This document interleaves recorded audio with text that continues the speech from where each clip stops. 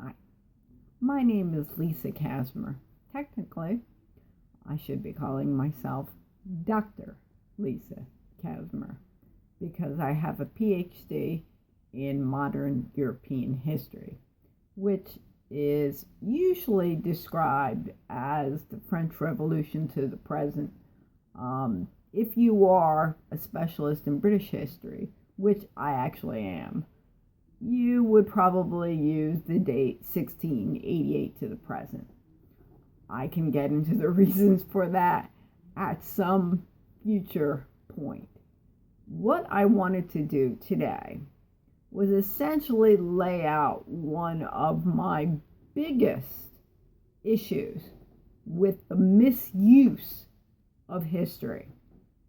And I feel this very strongly because sometimes it would happen in a class I would teach, something would come up, or just somebody would assert that they know more about a subject that I studied for years. And I passed an exam that experts, who were spent 30 plus years in the field considered that I had read enough, I had understood enough about the arguments, about what would be called the historiography, as well as an obvious grasp of historical knowledge in detail, which generally is what is lectured to a class. You don't talk about the historiography and compare some historian's version to another. You don't get into a thesis like Zonderweg, for example. And if you want to Google that phrase, it is, or that sentence or word, it is spelled Sonderweg, though it is pronounced Zonderweg. It is German, obviously. Anyway, my point in this case was not to talk about Zonderweg or any other historical thesis, simply to point out one of my biggest gripes about the misuse of history. And that happens to be the discussion in this country of Adolf Hitler as some sort of leftist. Like he was a socialist because the party was called the Democratic Socialist Party, and this meant all sorts of other things, and he's a burden on the left, and he's aligned with Bernie Sanders, even though Bernie Sanders happened to have relatives die in the Holocaust, which kind of tells you there's a problem with that thesis.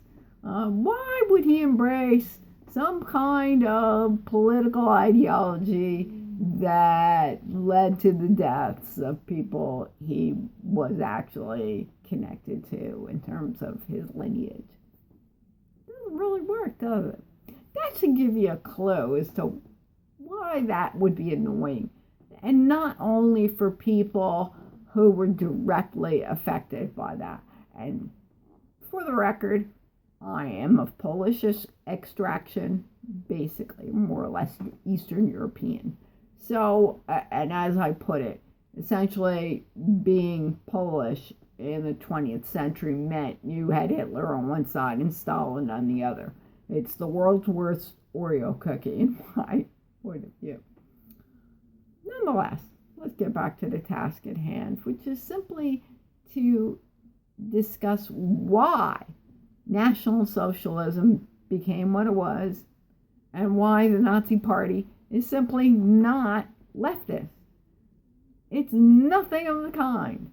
First of all, and you'll find this in books theorizing about the roots of fascism or National Socialism, you will find some ardent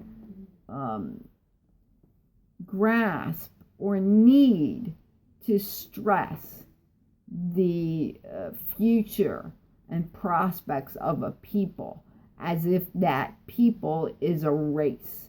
So the German race, it's not about white people, it's about the German race. And maybe they thought, the British, the German came, it's related to English. So the two languages came from essentially the same root, or similar root. So, Hitler doesn't necessarily want to attack, Britain. He thinks they're maybe a little too good. Not like a motley crew like the United States of America, very bastardized people, because simply he could not conceive of someone of, say, a Spanish extraction having some sort of relationship with somebody of Eastern European extraction and having a child of any kind of merit whatsoever. This essentially is part of the thought process of J.K. Rowling in discussing the mudbloods and the purebloods. It's the same notion. So all of you Harry Potter fans, if you're thinking you're connecting something here, you are. Anyway, that's perhaps neither here nor there, but let's get to the crux of the matter, which is, why is democratic socialism not national socialism? First of all, nationalism. It's based in that idea of race, as I said. And the National Socialists expressed a fundamental desire to promote their people as purely defined. And anybody who wasn't purely defined as that, you have a case for removing their citizenship or doing something else to them, sterilizing the women, forcing divorces, things like that. So a German who married a Jewish woman can't have that. We got to separate that. We have to get rid of the potential for that intermingling. And again, those of you who are connecting this to the anti-miscegenation laws of America and saying that white people and black people couldn't intermingle and have children, like the President of the United States, right, Barack Obama, that this would be something illegal and untoward and impossible. So Kim Kardashian West, of course, couldn't marry Kanye because they're of different races, essentially, or different nations even, by extraction. So thereby, this can't happen. This is improper, and this makes a person of lesser value. And of course, this has nothing to do with money or any other quality that you might go after and promote as something great. Okay. National Socialism. To start off with, Adolf Hitler was treated very benignly, actually, by the Weimar Republic. The police sort of gave him a free pass. He was in jail for a short amount of time, really. And this is, of course, where he wrote Mein Kampf, where he discussed his ideas of racial purity and the future of the Volk, or the folk, of German heritage. Okay. Well, get to later on, he's out of jail. And by the way, he was a veteran of the First World War. That was also a significant reason why he was treated with kid gloves, essentially. You get to later on in the period, and perhaps the most popular figure in German history, in some way, at least in terms of the Weimar era, Gustav Stresemann dies. So you have a number of governments and unrest, and you have fear of communism or pure socialism, which is not socialism. We'll get into that at some other point. But basically, because you have this fracturing of so many parties and no clear consensus, the German, supposedly Workers' Party, which was a dodge to get people, much like Trump supporters. If you're thinking of that one, you're not far off either. There's always modern parallels if you're a good student of history. Anyway, to drive this point home, Hitler was running for the presidency of Germany in 1932. He lost the election to Paul von Hindenburg. Yes, that Hindenburg, the thing that blew up, in New Jersey, right? That Hindenburg. So, Paul von Hindenburg, who was a great general during the First World War, by the way, he was a conservative and somewhat of an authoritarian. He is the one that all non-backers of Hitler voted for. They figured, because there was this runoff, we have to put him off just because it'll be safer. Because essentially the presidency in Germany at that point was the equivalent of the Kaiser. It was a much more powerful position than it was in the United States. There was very, very few things that a representative government could do to tie his hands. A few, and mostly related to money, but still. The power of the presidency cannot be really overstated in that instance.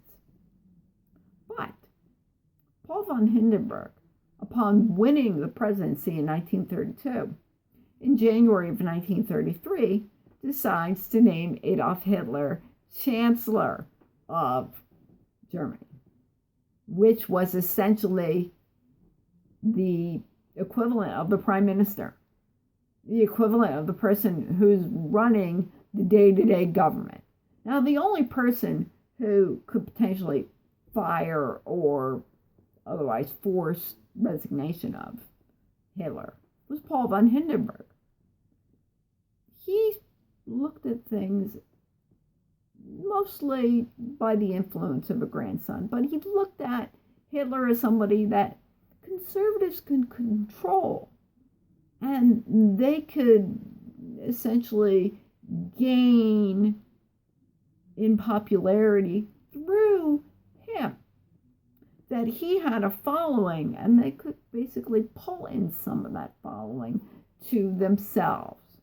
That it would be a beneficial relationship.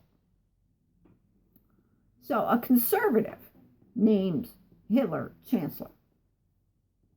How does that mean he's a socialist? Why would a conservative, an authoritarian, nationalistic conservative who fought in the First World War, why is he naming Adolf Hitler to be Chancellor if he really was a quote-unquote socialist?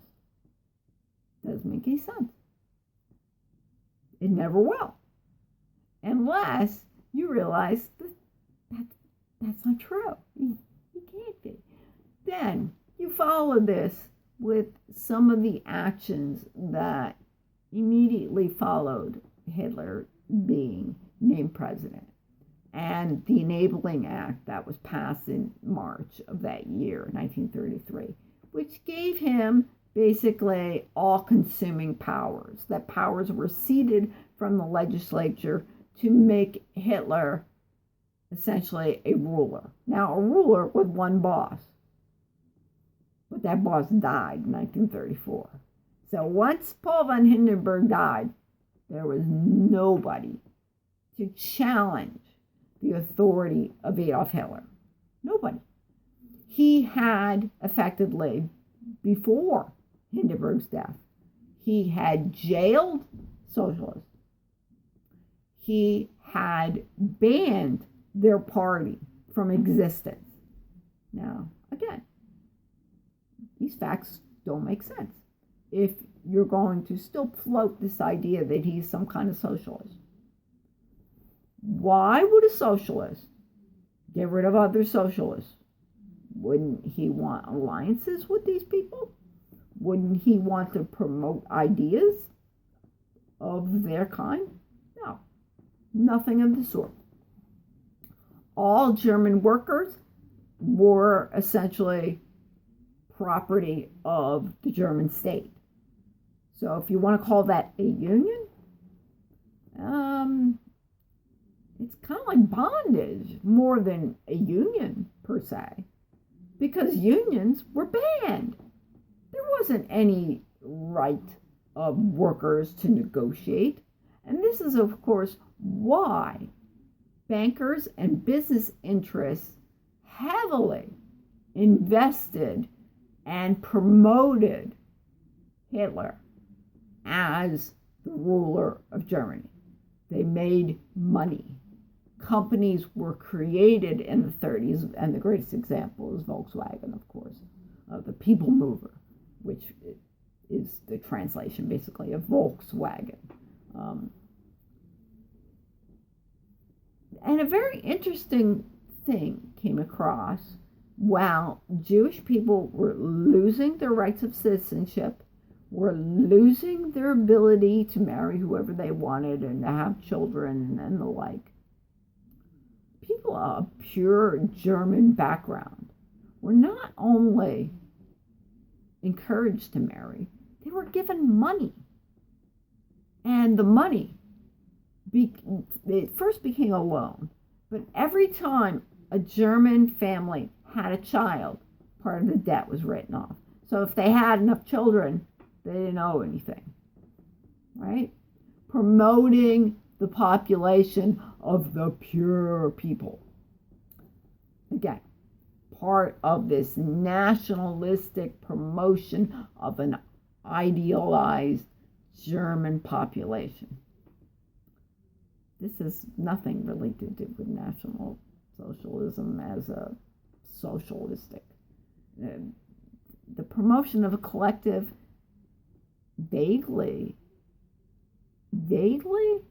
would have something to do with, I don't know, what, Bernie Sanders wanting people to go to college for free? I don't think that's quite the same thing. An investment in people can be for benign or something less than benign, some kind of ulterior motive. And this is an ulterior motive. The bankers and the capitalists, venture capitalists, business people, all backed Hitler, including conservatives from other countries. Google Prescott Bush, as in grandpappy of George W. Bush and Jeb, and obviously the father of George Herbert Walker Bush.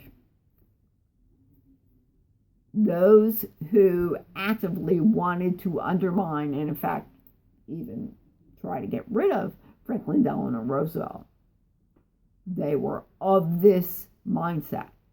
They looked at Hitler as their model.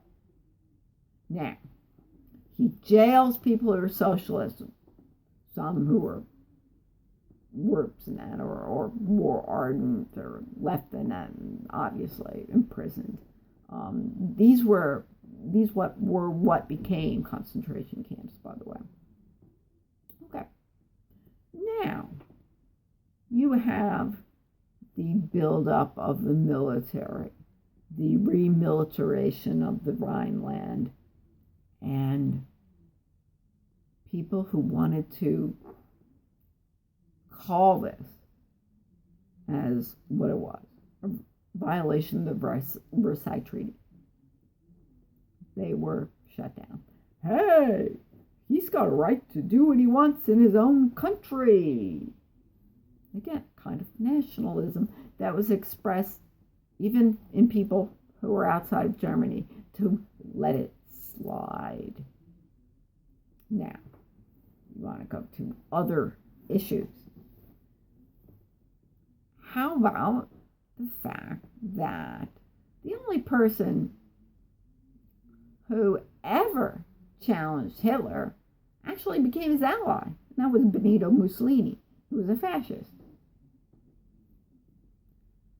People who excused things that Hitler did were also conservatives in other countries, great example being Neville Chamberlain, who is, seen as a great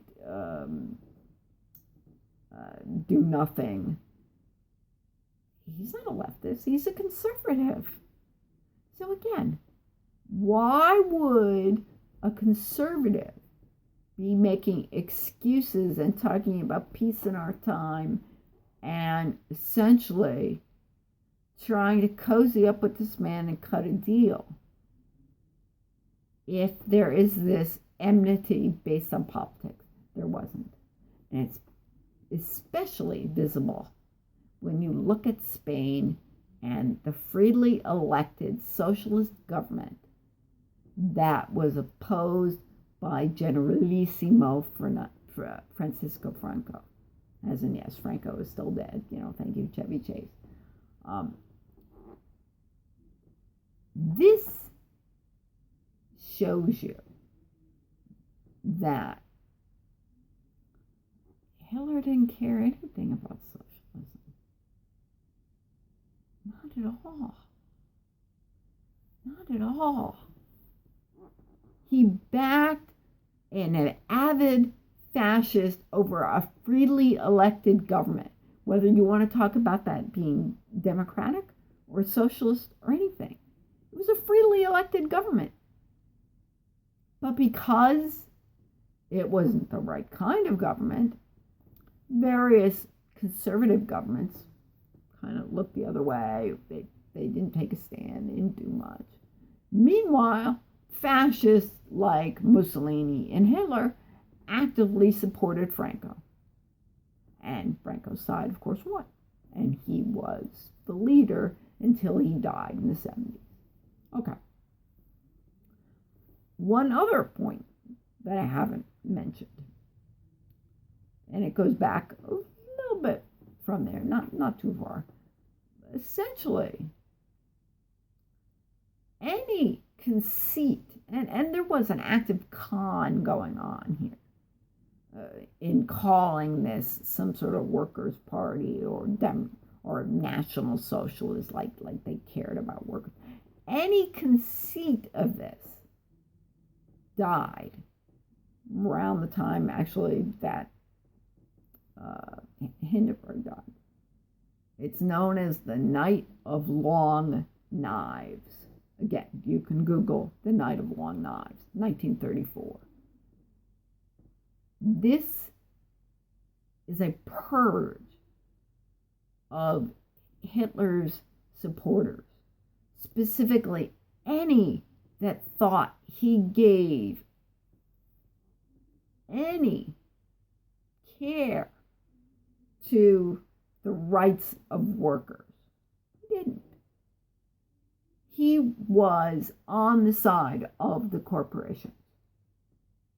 He was on the side of authoritarian rule. He was on the side of basically making the people subordinate to the state. That's why you can call him a totalitarian. That's why you can say that he and Stalin have something in common. But it's not socialism. It's not socialism, folks. Actually, if you want to talk about pure socialism is the dissolution of all private property. There would be no such thing. And today, people who call themselves democratic socialists are obviously not socialists because they're not talking about getting rid of private property. They're not talking about seizing the ability of anybody to have their own business. Regulation is not seizure.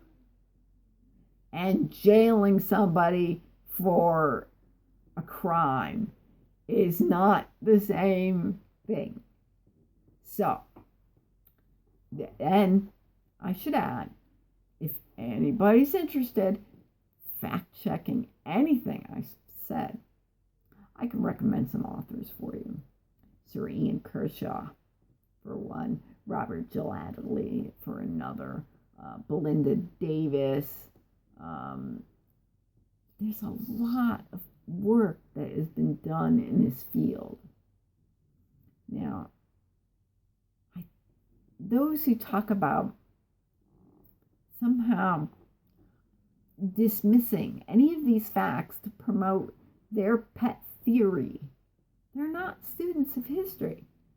They're trying to justify their own desires. That's all it is. And when you know the facts, when you know how this all unfolded, and you know who made excuses and who helped or promoted Hitler to becoming powerful, and who he kept as his friends and who he eliminated, I think it's very clear to see that he is not in any way, shape, or form a member of the left, or a socialist left, or a democratic socialist left. Whatever term you want to use, that's not what he is. And I thank you for listening. Peace out, as the Saint Progressive would say.